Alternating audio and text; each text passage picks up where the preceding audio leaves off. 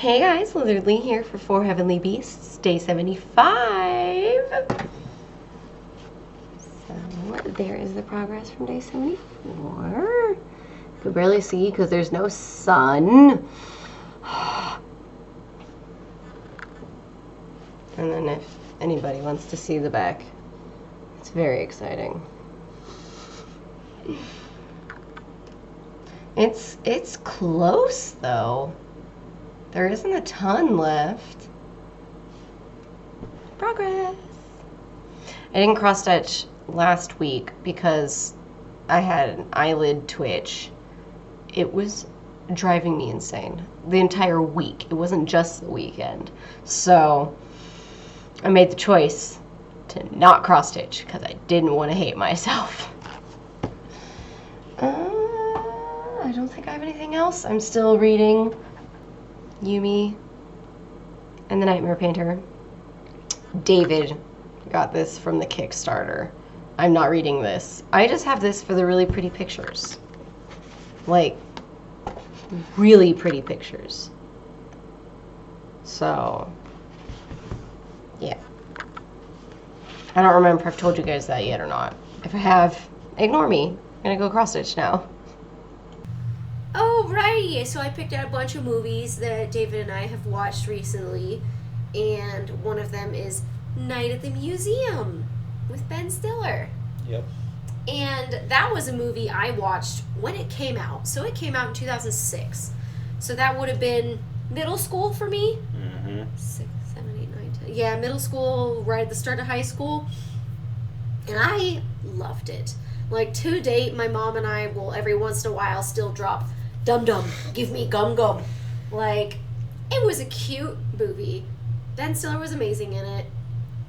Robin Williams was in it. That was, my understanding was that was his last film. Major role, yeah. And he was spectacular in it as President Roosevelt. Yes.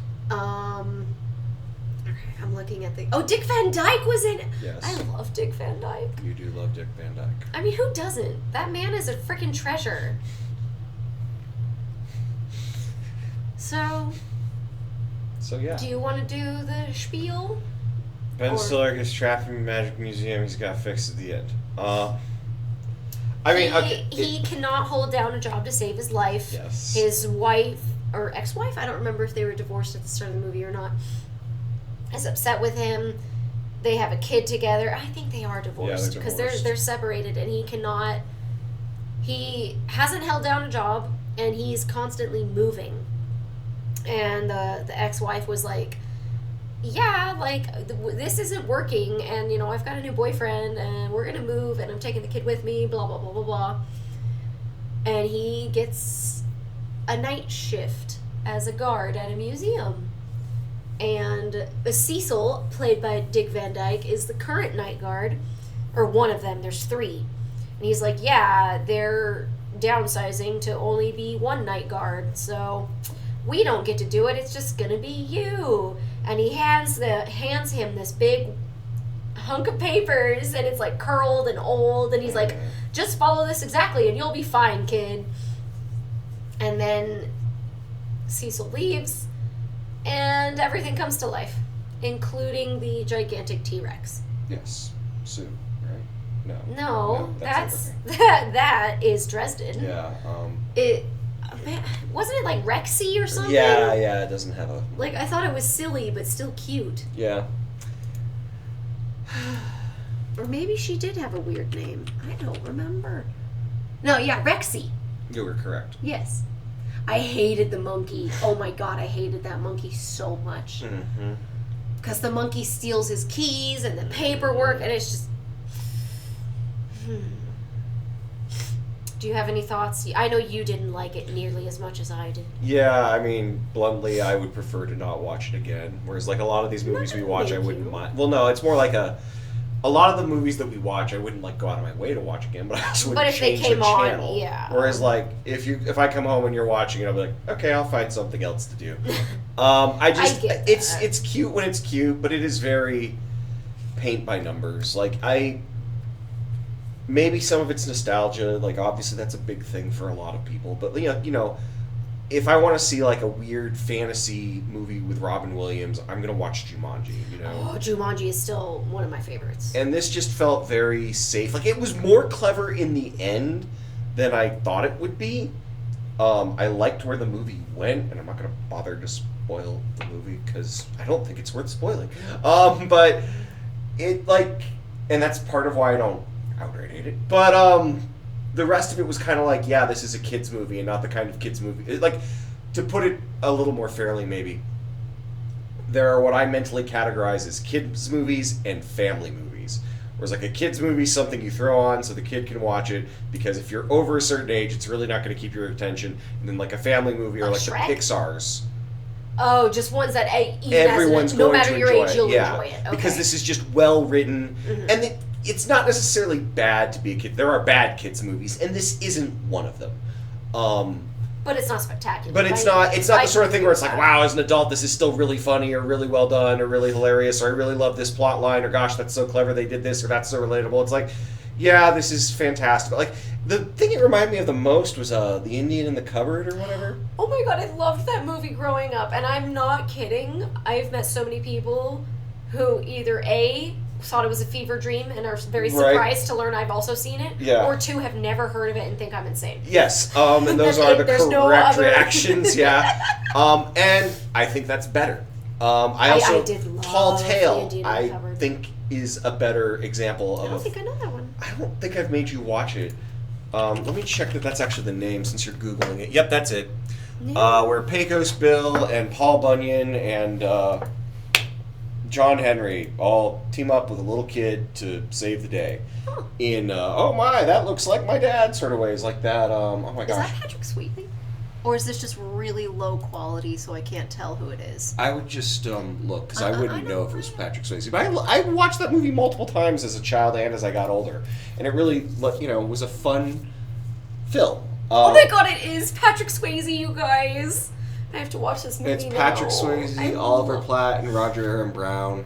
I had such a crush on Patrick Swayze is there anyone for else so who's long. important in this? Catherine O'Hara. Scott Wilson. I know this actor. Scott Wilson, yeah. I'm just trying to I thought there was one other big one, but I guess not. So That's Patrick Swayze. I didn't realize that was Patrick Swayze. I guess that's my favorite Patrick Swayze film then. That's not Patrick Swayze. No, I'm sorry, but if you guys go to IMDb, there's a picture of a black man with a sledgehammer. It's very small, and it's on my top screen, so it's even further away from me. From far away, from where I am, I thought it was the guy from The Green Mile. I don't know that. I don't know the actor's name. I don't know the actor's name off the top of my head. But he also was always in overalls. Well, in my memory, at least. It's been a long time since I've seen The Green Mile. What is this actor's name? His name was Michael Clark Duncan. Oh, yeah. He's bigger. Yeah. But right here, obviously he has lost weight at some point. Yeah. No, I don't know if he bulked up for The Green Mile or what, but... No, it's fair. From that distance... The point being, I have now gotten Liz more interested in Tall Tale than I was in Night at the Museum. Yes. Because, again, there's nothing offensive about Night at the Museum. It's not objectively badly written. It's not, wallowing in stupid humor or anything. It just, oh, yeah, this is the cool scene. Wow, as a kid, this would be... it reminds me of those movies that I barely remember as a kid. Like that one we made you watch, where they all go to fat camp, and it's basically just Dodgeball 1.0. Yeah. It was cute, though. Yeah. It made me laugh the whole time. Right, and I think that was better than Night at the Museum. But it's closer to Night at the Museum, where it's kind of this isn't Shakespeare. This isn't it's not great comedy. It's not anything special. And But it's fun. It was a forgettable film to me. Upon rewatching it with David, all these years later, I thought the worst part were the villains, because they were just overtly evil, and it's there were no shades of gray. They were just evil, and it was kind of annoying. Well, and that's the thing where I kind of draw the line on kids and family movies, because in kids movies, you can just have this, mustache twirling evil villain, and they don't care. It has to be obvious so the kids understand and aren't confused. I think it doesn't have to be. I think. Yes, but I get Good writing has subtlety. Yes, but whatever. I do agree. But there are some directors who disagree with you, No, and they just want it to be obvious because they don't I know. care. I get it. Or also, producers who are like, I want to make my money back. I don't care what your subtext is. I want him to be evil. But yeah, it was.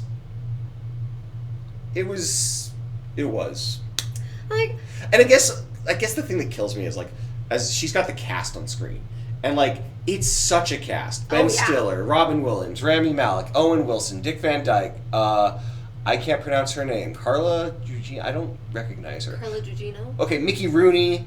I recognize. Ricky Gervais. I know. Bill Cobbs. I know. Amy Adams. I know. Hugh Jackman. I know. Hank Azaria. I know. Paul Rudd. I know. And like all of these people. Oh God, there's even more. Bill Hader. John Berthnall. I think this is also mixing in the second one, though. Oh, okay, that would make sense. Point being, even half those names... They get a star-studded cast, right, absolutely. But it just... They don't let them do what they do. Like, these are not their best roles. This is just, like...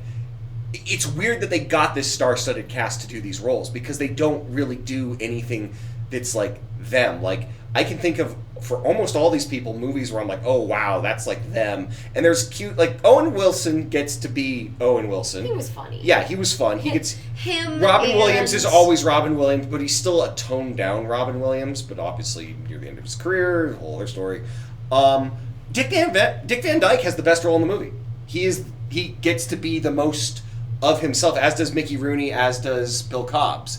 And they don't have a deep role, but they get to act and be who they're supposed to be. Whereas, like, you wouldn't even know Hank Azaria was in that movie, and I freaking love Hank Azaria from Brockmire. So,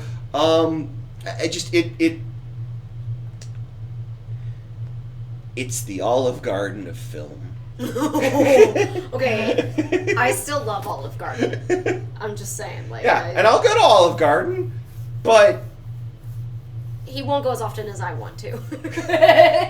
well, I need to lose weight first of all, and same. I order way more food than you do there. But there's nothing wrong with Olive Garden. I just am not gonna. If someone's like, "Oh wow, where should we go for dinner?" I love Italian. Yeah, no, like it's not Olive what would Garden. be a real experience for me? Olive Garden's never going to be on the list. That said, if you've got like 3 kids, you need to feed them, and you want them all to shut up, and you still want to enjoy dinner, go to Olive Garden. Oh, absolutely. So that's my Olive Garden analogy for Night at the Museum. All right, are we ready for the next one? Sure. What's next? It is a severe 180. Green Room. Oh yeah, the Green Room with Patrick starring Stewart. Sir Patrick Stewart.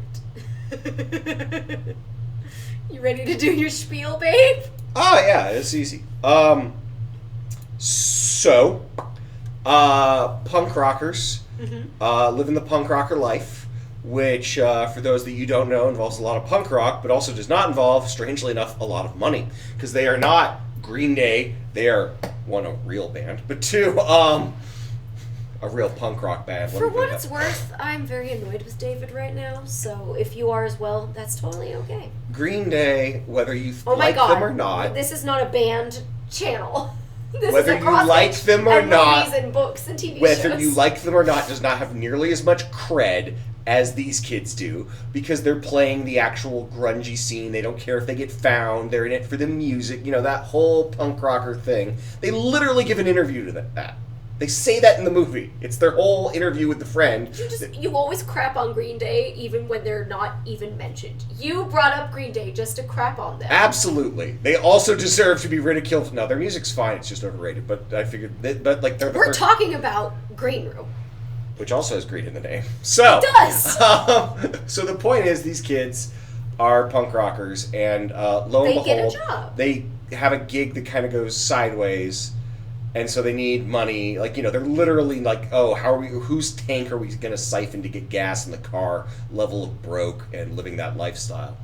And so they get a gig through a guy who interviewed them for his local newspaper. He's like, oh, yeah, my buddy works at this club. He'll get you a job there, yada, yada, yada, to make up for the fact that I can't pay you or something like that, or that this other gig canceled. I forgot what the deal was, but they're, really upset. So,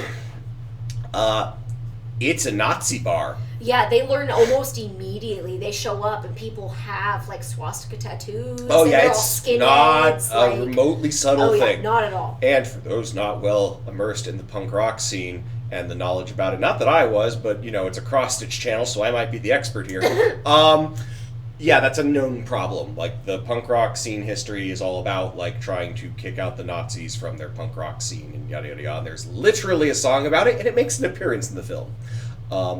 So, point being... They start changing the lyrics to one of their songs in a very unsafe way when there's a bunch of Nazis around. No, that's not them changing their lyrics. That's the song I'm talking about.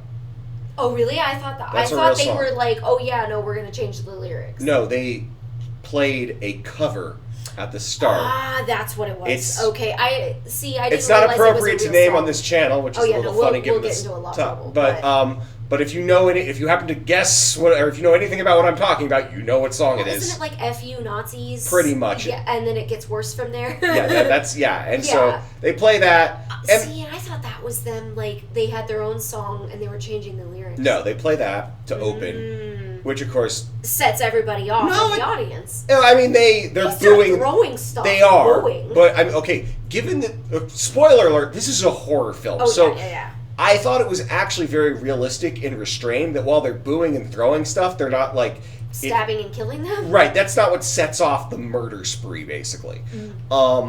Which is part of what makes this movie so good and so scary is it's much more like this could actually happen. Oh, yeah. We're like, yes, there are horrible people in the world, but they're not necessarily going to attempt to kill you right on sight because you did something they don't like. They might throw stuff at you and be mean and say horrible things and try to start a fight or even fight you and hurt you, but they would not immediately escalate to the level of violence that this entails over just that. Because they do finish their entire set. They then finish playing the rest of the songs.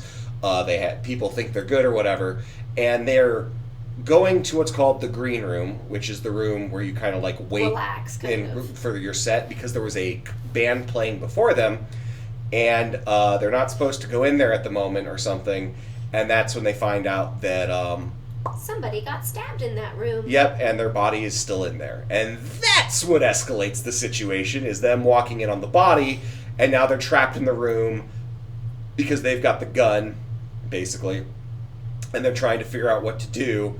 And, can we trust these people to let us go or whatever, yada, yada, yada, call the cops, do this, yada. Because, again, it's like that weird... Part of the reason they didn't immediately escalate it is, again, it's like, well, is this just one... Obviously, again, none of these people are good people, but is this guy the murderer among them who did this and now they're actually calling the cops? Or are they all this psychopathic, or what's the deal here? And the head of the Nazi gang is Sir Patrick Stewart. This is my favorite of his dark roles. Yeah. Like, he is terrifying. I just love Sir Patrick Stewart no matter what. Every role I've seen him in, I've loved. But this one, I was just like, I'd never seen it coming. Yeah. Like, when you think of like a classically trained actor, you never go to horror because horror never wins awards and all that. I do. Well, yes, but like not many. When you go to like an award show, horror never even places, let alone wins. So you don't think of a knight because he's Sir Patrick Stewart. He's been knighted. Yeah. He was amazing. He was my favorite part of the movie. He sticks with the theme of the movie of keeping it grounded and real. Oh, and that, he's when he's talking through the door to these kids, like, this is a horror film, so things aren't going to go well. But at the same time, like, you could believe that if you were in the situation, that you'd hope he's telling the truth. It's like, okay, look, I know there's Nazis in this country, I know they're horrible people, but they probably don't want a murder rap or whatever, they, because they're all trying to claim it's this or that, and, like, you're hoping that it's that, and it's not the obvious, which is, oh God, they're about to kill us all. And surprise, oh God, they try to kill them all. And I won't spoil the rest of it, but I mean, that's what makes the movie so good, is that it feels like, yep, this is that little situation where, oops, wrong place, wrong time. Wrong time. And it's, I'm tough, I can hang out in tough crowds, screw all them. Like, literally, they play the song right in front of them. These kids aren't afraid. But... Dude, I would walk in, I'd look around, I'd walk out. Right, yeah, like I wouldn't have been able to play that crowd. And No, yeah. I could fit in better than anybody. I am so freaking pale. Yeah. I'm as white as it gets. No. I don't mess with that kind of crowd. Yeah, and that's not my people. That's why I thought it was really well done, was because, yeah, like these kids, you know, stand up to them and they don't immediately just do the weaker writing, which would have been, they made us mad and we're going to smash them with hammers. It's like, no, this is how real evil works. Mm-hmm. Like, it, you know, not everyone's in on it either. And there's some very brutal, it's more of a thriller than a horror in some ways, because the anticipation of what's going to happen ranks up. Yeah, it's like there are terrifying. some gross and gruesome scenes, but the horror itself is more just the actual, like, oh my god, how are they going to get out of here? Oh my god, how's this going to get worse? Like, they don't exactly go... There's one ridiculous thing that kind of occurs where something happens to someone early on, because that would be the most graphic and violent thing that could happen, but then they spend the rest of the movie functioning when it's like, no, you should be on the ground bleeding out pretty much. See, and that was like my favorite scene. I thought they handled that perfectly.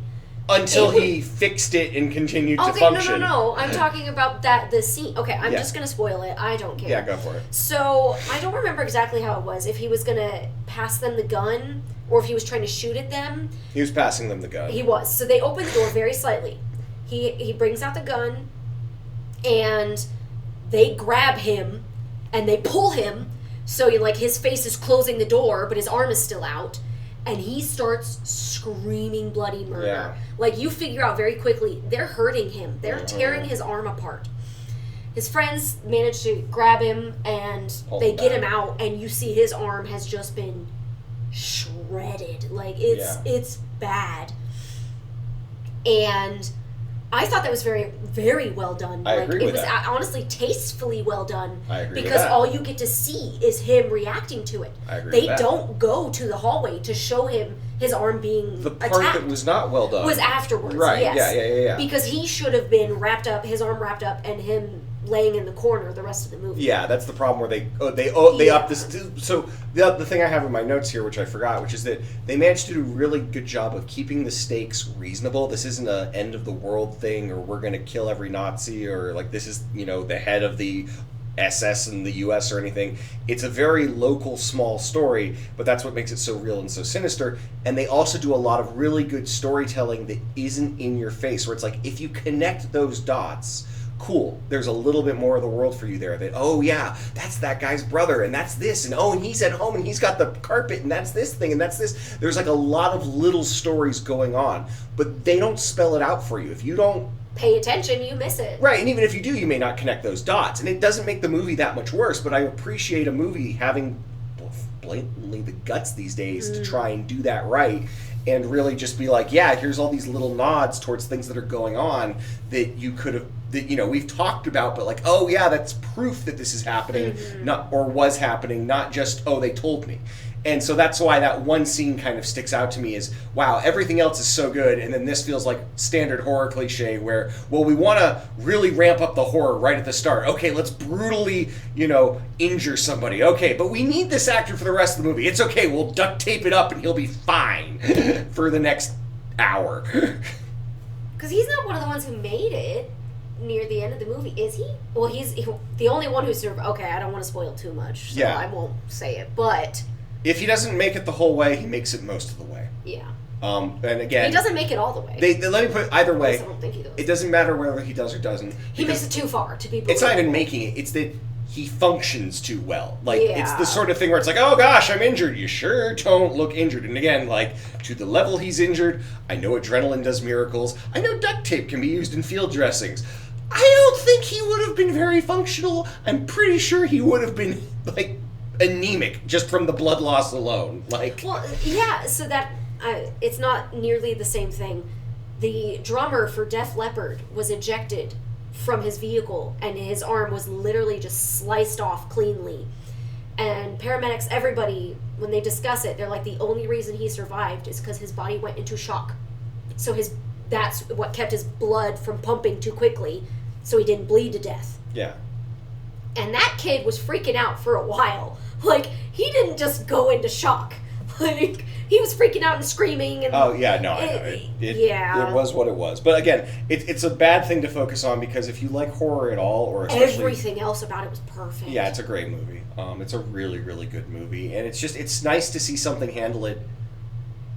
Realistic. As you mentioned, horror doesn't win a lot of awards because horror is, I think, up there with comedy, and that it's kind of lowbrow or whatever. Well, no, it's the most flexible genre where, what's comedy? Okay, well, Banshees of Inisherin is comedy. You know what else is comedy? Frickin' Aladdin, as is, I was trying to think of something raunchier, but Oh, well, I was comedy going very can different span the spectrum. Yeah, oh, absolutely. And likewise, horror does the same thing, where it's just kind of like a subgenre they throw on everything. And because of that, it usually just follows tropes, because they're like, oh, well, yeah, we're just putting the standard horror template on top of this film. And this felt like an actual horror story, where like, no, I want to tell a story, and I want it to be suspenseful, and I want it to be scary, and I want it to be realistic. Not, okay, slasher comes in at scene 5, kids say dumb things at scene 4, we're going to run away from the guy, and he's going to walk out menacingly in scene 3. Yeah. Like, it doesn't just follow a formula. Yeah, it feels very much like that, the night has gotten out of control, worry that everyone has in the back of their mind every now and then, where it's like, I think... If you walk into the wrong place... I think, like, a lot of people have all had that moment where it's like, maybe you walked into the wrong place, or, like, you're at a party and you're like, I don't know if I should be here, because this is not my crowd, and it's like, it's probably fine, but I think this is the kind of place where things could very quickly not be fine. Yeah. And I'm not sure I want to find out if tonight's that night, And this is that worst nightmare come true. Oh, absolutely. Some of the kids are smart. Some of them are freaking idiots, but some of them are smart. No, throughout the movie, most of them are believable. Oh, absolutely. There were one or two scenes, I feel like, where I was like, oh, that was kind of stupid. Yeah, but it was kind of believably that's realistic, though, yeah. There's a thin line when writing dumb characters, because the problem is dumb characters are so frustrating, because you're not in the moment. Like, it's a documented fact that if you're, like, panicking and terrified or something, you're gonna do dumb stuff. Oh, absolutely. But it's so hard to watch a character in a movie not feeling the tension that they're supposed to be feeling and be like, oh yeah, spend 5 minutes trying to start your car. Like, especially when it's a trope you've seen before. So for the most part, this felt like, oh no, they're actually conveying the panic well, and I could believe that they would do dumb things, versus like, oh no, he can't get the key in the door. Like, I get it, but also, like, why did you have to make that? Like, I would love just a horror movie to have someone struggle to get the key in the door when nothing is in the room chasing them, just because they've gotten away, but there's still that, like, it's always when the guy is 3 inches away from slashing their head off. Honestly, I'm okay with people fumbling with their keys, because I've done that before, and nobody's following me or anything. I'm not even anxious, I'm just having trouble. What always makes me angry is the car not starting. Oh, like, it stalls out, and it's like, really? It started just fine earlier. Like, to be a little fair, I hate it. Well, no. That's because you're young, and even I'm young. Because you have to remember that when the '80s slashers happened, it was common for cars. It was more common for a car to not start because you had some worse technology. You could flood the engine, like the carburetor and all these other things that like don't exist in cars anymore. Whereas these days, if your battery's charged and you've taken remotely good care of it, it probably turns on every single time. So it's annoying when they get into, it's a brand new 2025 Toyota Camry and it won't start. It's like, where did you buy this? Like, but yeah. I mean, the last time my battery died, I was telling you, I was like, yeah, my car's taking a little bit longer to start up. I noticed immediately. And it still started really freaking quickly. Yeah, but I noticed, I was like, it takes a little bit longer. Yeah. Like, if your car doesn't turn over on the first try and it's not old, like even used, that's like, a problem. And by old, like I mean like at least 70s? 80,000 miles. Oh, okay. Like of use mileage. With like no repair, no maintenance, or a Ford. But I'm okay with him saying that because I used to have a Ford. Screw them. Yeah. So, anyways, great movie. Would recommend. Yeah, I loved it. 10 out of 10 for me. That's why Robert and I were telling you for years, you need to see Green Room. Yeah. Like, that is Sir Patrick Stewart, just perfect. And then everybody else was amazing in it as well. But I just, it's so funny because like when I usually think of Sir Patrick Stewart, I think of him as just a sweetheart. Like he is, the grandpa I always wanted. Yeah. I feel like I can say that because one of them passed away before I was born, and the other one passed away when I was in first grade. So, like, I barely remember the grandfather I did meet. But, like, he's the kind of person where it's like, I want him to be my grandpa, you know? Like, he seems so sweet and so nice and so genuine. And then in this movie, you're just like, he would kill me. Well, that's with no remorse. Well, yeah, and that's the thing is even still, he's so professional. He comes off as the professional. So, like, the vibe here is like, oh, he's the owner of the place. Like, they don't want things to escalate. They don't want another dead body. They just want to get some help. And he nails that role. And that's what's so sinister about it is he'll talk to them like that and then go talk to another guy like, yeah, get the guys with the red laces. Like, we're about to clean up. And, like, even then, he's not overly dramatic. He's so pragmatic and realistic, and that's what's scary about it. Because he seems like he could be a real person. And probably it's is, very scary. Like, 10 out of 10 for me. Yeah. So, yeah, if you like horror movies, I recommend it. I mean, was the arm scene the worst one? Or was one of the dogs the worst one? Oh, no, there's more violent scenes than the arm scene, yeah. There's at least two. That wasn't the worst one? I wouldn't say so, no. No? It's okay. One of the worst, but there's at least 2 or 3. I think there is a dog that dies. Yes, there are, I believe, several. Oh, I actually feel really bad. They did do a good job in this movie. So, yes, there are attack dogs. The guy who raised them clearly loves them. Very much. Like, I think Mercy kills one of them, doesn't he? He gives him, like, a shot. Yeah. But he also gives another one, like, an adrenaline shot that makes him just keep going. Yeah. No, it's very... Yeah, if you have issues with puppies... Okay, they're not puppies, but... Yeah. You know, if you don't want to see a dog get hurt, this is one I would recommend you And again, I think that's a little touch that's nice where, like, he's not sympathetic. He's just human. And it's like, that's what's scary is, yes, people who also like dogs can be horrible dangerous people. Yeah. So, yeah. It's not an exclusive club. Yeah. So, next one. Next movie, we're going to do another 180, is A Big Hand for the Little Lady, which is 1966. Starring Henry Fonda. Oh, yeah. So this is a favorite film of mine, a classic. It's just a really, really fun film to the point that I definitely don't want to spoil it while talking about it. But the basic premise, which takes a bit to set up, like this will feel like it's spoilers if you actually watch this, but it's not. We see a couple of people. Who are the other people? Jason Roberts and Paul Ford, like several big names from the era. I don't know them as well, but you see these men who are in these incredibly important moments of business or personal.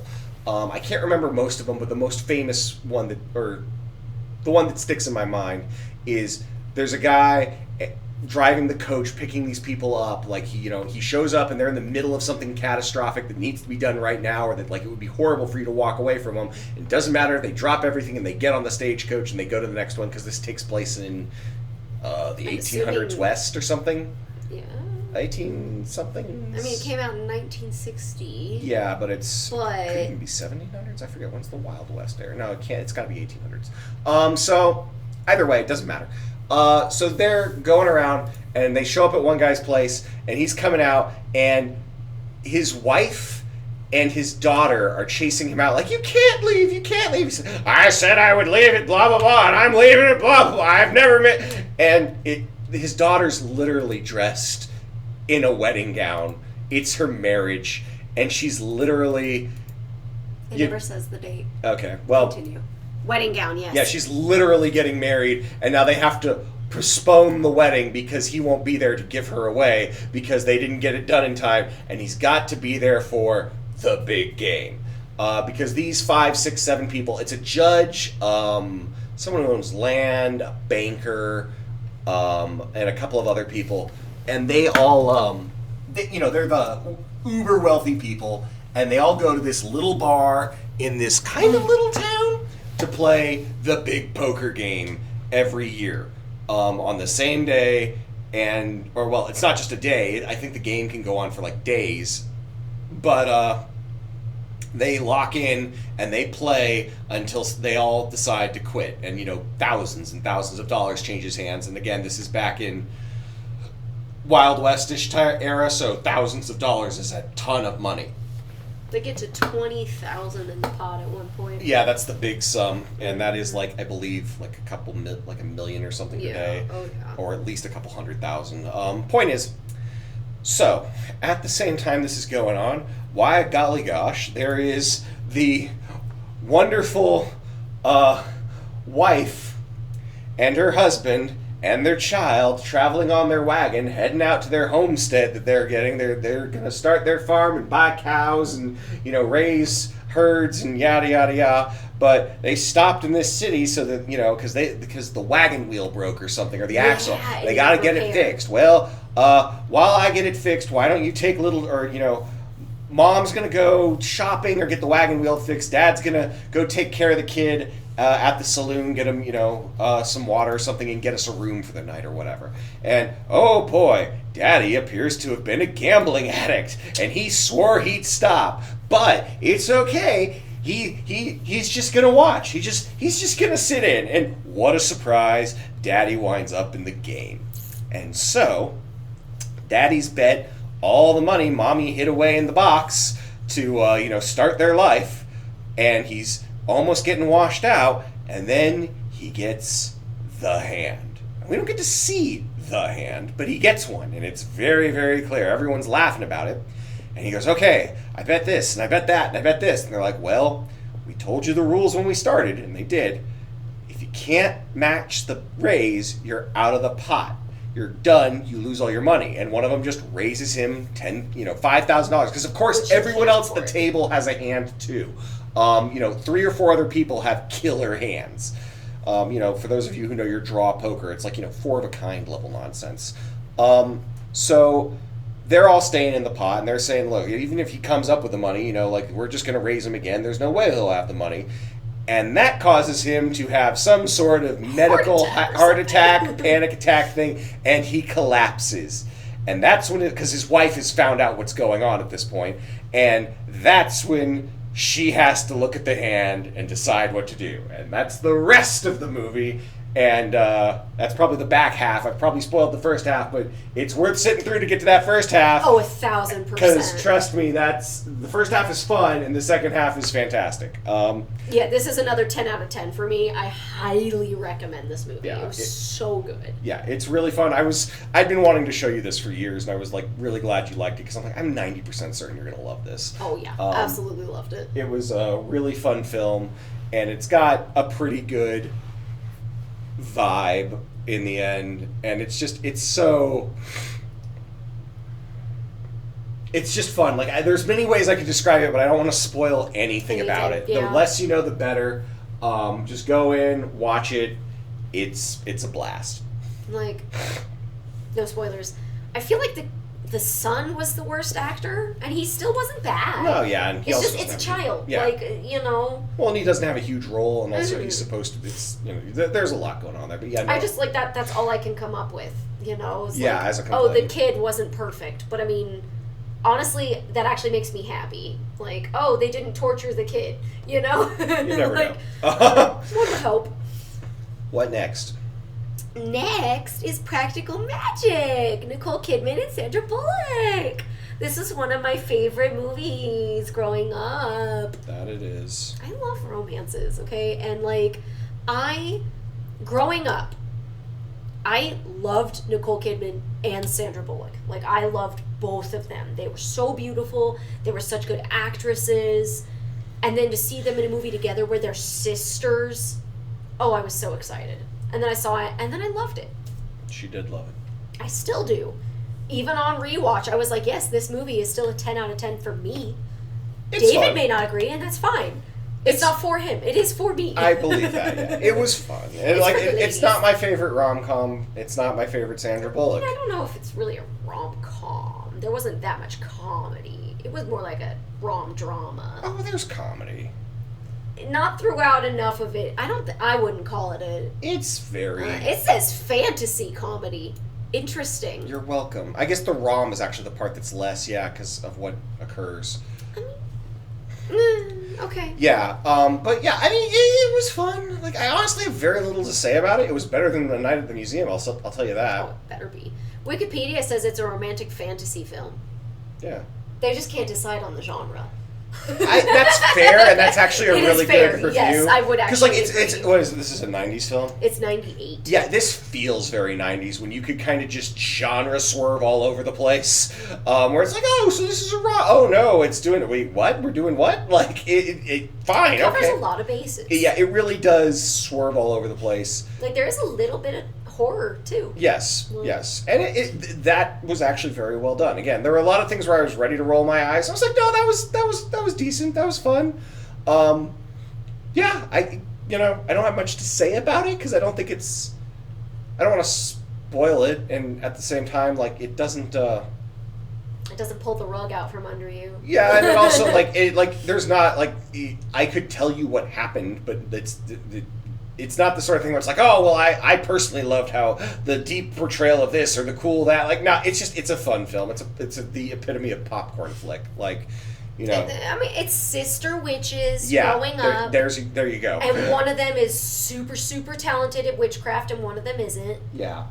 And they're super close, and then they grow up. Yeah, and then we go from there. Yeah, and I mean, that tells you the vibe right there, or at least most of the vibe right there. At whatever drugs they were doing in the 90s, writing these scripts, and you get this thing. How dare you? This is the era of Face Off, okay? No one could have been... This is so much better than Face Off. I'm offended. Disagree. How dare you do that to John Woo? I might smack you. You're implying this is worse than Face Off? You hated that movie. Yes. You walked away from this one at least claiming you enjoyed it. No, Face Off is up there with The Avengers in that, oh my god, this is beautifully atrocious territory. It's not a good film, but it's a fun film. Have we talked about The Avengers on this channel? I believe we have, yes. Yeah. You'll buy your weather from me! Just waiting to hear that in the news. It's in the 90s, right? I just want to, Yes, 1998. Same year. February 15th, 2023, we discussed The Avengers. For those of you who would like to go back and watch that episode to find out why Sean Connery is a Bond villain. You see, that doesn't work because I do not post my videos the day we record them. Oh, I know. So, but then they'll have to hunt even harder. Assume it's the Saturday after that. I'm trying to up your metrics, babe. We're going to retire on this. I currently am still not earning any revenue on my YouTube channels. So I'm just, or my YouTube channel, I only have one, I'm sorry. So I'm just saying, if you guys want to, no, I only have one. If you guys want to, go watch my other videos just to get me enough views that I can monetize my channel again, that'd be cool. Just putting that out there for anybody who's, still sticking around at the 42-minute mark. Psychopaths. No, they're not. Honestly, hi, Mom! Most people at this point have probably just muted it, and they're here to watch me cross-stitch. I really do wonder, who's actually listening to us ramble? Is there some... If you're out there and you've actually been... I know people listen to my review of, Judi Dench. Prejudice. Yeah, that. But I understand why. I get it. It was a tour de force performance by me. 12 out of 10 still have that. Yeah, recording. Audio on my desktop. But thank you if you listened to us this far into the video. Yes, thank you. Do you have another one you want to bash out real quick? The other one is also a Sandra Bullock movie, The Proposal, which is way more calm in the rom-com than Practical Magic was. And we've discussed it before. We have? On August 16th, 2023. How? We watched the movie in this house. Didn't we? No. No? Alright. Ignore me. I'm sorry, you guys. Ignore me! We have indeed watched... Venture Brothers. Venture Bros. So... Oh, I do have The Proposal, or was that a while ago? So what do you have? I see. Memento. If we want a 180 again. I don't know that we have time for a good talk on Memento. What did we just watch? No, we can't jump around that far. We're at the end. We can't talk about anything in a minute. Well, we could talk about... The Avengers again. From the 80s. With Uma Thurman. 98. Did I say 80s? You did. My bad. How 90s. dare you do that to the 80s? 90s. I do. 80s have the best music. I mean, Clue is my favorite movie, and it's from the 80s, so. We could talk about Clue. That only needs a minute. It's my favorite movie. If you haven't seen it and you like comedies, 1000% you need to see this movie. It has Tim Curry at his Tim Curryest. It is. Ooh, that's an interesting comment. I'd have to think about that, but it's a Really? I don't know if that's his Tim Curryest. He's been pretty Tim and pretty Curry in a lot of things over the years. I mean, I just like. He was so eccentric at the final act of the movie. Oh, I just know. Running around and telling you everything that happened. I want to see a list, like the top 10 Tim Curryest movies. Are you Googling it? Because we no. can see if it's even at least on the list. I don't need other people to poison my thoughts. I need to think of my list.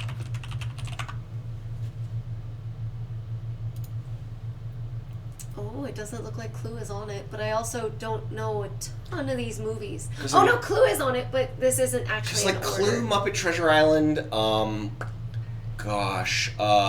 mean, It's been too long Fern since Gully. I've seen that movie. Oh, I know a lot of do people are love immediately going to Fern jump to Gully. Rocky Horror Picture Show. Gosh. When did Oh, I Rocky mean, The Horror come out? Shadow. Ooh, The Shadow's a strong one. It is not on the list. He was spectacular in it, but that is not Tim Curry. It is Tim Curryest. I'm just saying. Maybe we should ask him. Ask him? Yeah, something. Dude, he is still so hilarious to this day. If you guys... Okay, so it is April 2025. If you watch any of his interviews recently, he is still just as hilarious as I remember him being growing up. That man is a comedy genius. Oh, yeah. Like, he's going through so many health problems, and the fact that he still has the same sense of humor, and he can still pull out all these jokes at the drop of a hat. And he's done just Spectacular. I love him so much. fantastic voice work over the years for so many things. I will always respect. Like, I think Tim Curry is one of those people who, like, when I was younger, I'd be like, oh yeah, Robin Williams. But like, Tim Curry's up there as just like a part of my entire life. You know, where it's like, oh, I didn't realize until I was a little bit older. Like, oh, you're in everything that I love, and oh my God, it's not just that you're there. You're incredible in all of it. Like. Everything. Okay, so Rocky Horror came out in 75 and Clue came out in 85. I'm just saying, you know, like, he just became more of himself. I don't know. Okay. I'm throwing this I at love the Tim team. Curry. Oh, asking when Tim Curry was his Tim Curryest? Yeah. Honestly, if you guys are still watching, Yeah, please tell us when please was tell us Tim. what you think is the best, or, okay. When was one, Tim Curry his Tim Curryest? In what movie was he the most Tim Curryest? And what is your favorite Tim Curry movie? They do not have to be the same. But if you love Tim Curry and you haven't seen Clue, you are doing yourself a disservice. I'm just saying. Like, he was spectacular in that movie. And I actually have it in here at some point. We watched a play for Clue. It was like high schoolers, right? Yep. They were amazing. It was really well done. And the kid that did Maybe Tim early Curry's college. part was amazing. Yeah, he nailed it. Like, he was like a new Tim Curry. Like, if he pursues acting, if he continues with it, he is going to be amazing. He's already amazing, and he's only in, like high school, college. He was spectacular. And it was just like the movie, and I love that movie. I'm telling you, it's my favorite movie. I will never not recommend Clue. It's the best. And now we're at the end. Do you have anything else to add? Like, subscribe, share, comment, and all that jazz.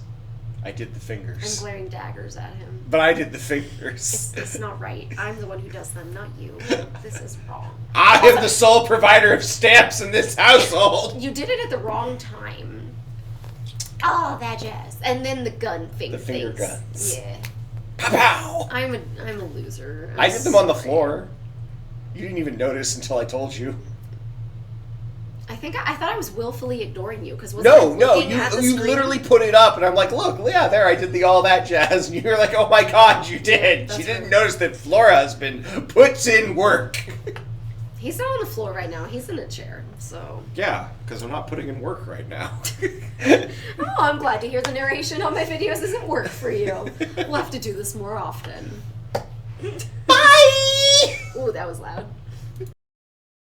And that is the end of 4 Heavenly Beasts, day 75. I got 4 hours and 25 minutes of footage.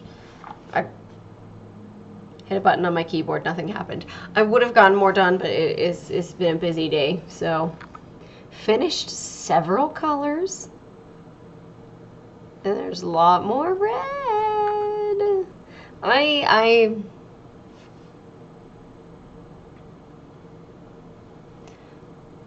If all of my days were good days, I would say like 2-3 days maximum and I'd be done with the page. But I haven't been having a lot of really good days lately, so I'm gonna go with like double that and be like 6 more days. And then when it's less, it'll be great. And if it's more, oh well. But there's not a lot left. Like, a lot of these white spots are mostly done. I mean, like, this one is open, these ones are open, but whatever. It doesn't matter, no one cares. I'm almost done with the second row. There's only a little bit after this spot, so yay, progress. I finished Yumi and the Nightmare Painter by Brandon Sanderson, and I really liked it. That is not a book you could start with if you've never read Brandon Sanderson, because it's very interwoven with his whole universe of other books, so it would be very confusing. So very, very wonderful love story, but there would be a lot of side notes and side plots that you'd just be like, what? I don't get that comment. That makes no sense. So, yeah. Tress in the Emerald Sea would be a much better one to begin with if you haven't read any Brandon Sanderson books. So, yeah, I'm just rambling. David and I will eventually get to talk about that book in my narration when we catch up with all of the other things that are on the list prior. Whoa, you can't read that at all. There we go. There's a lot that we still need to talk about. So, we'll get there. Like, subscribe, share, comment, all of that jazz. I'll see you guys in the next video.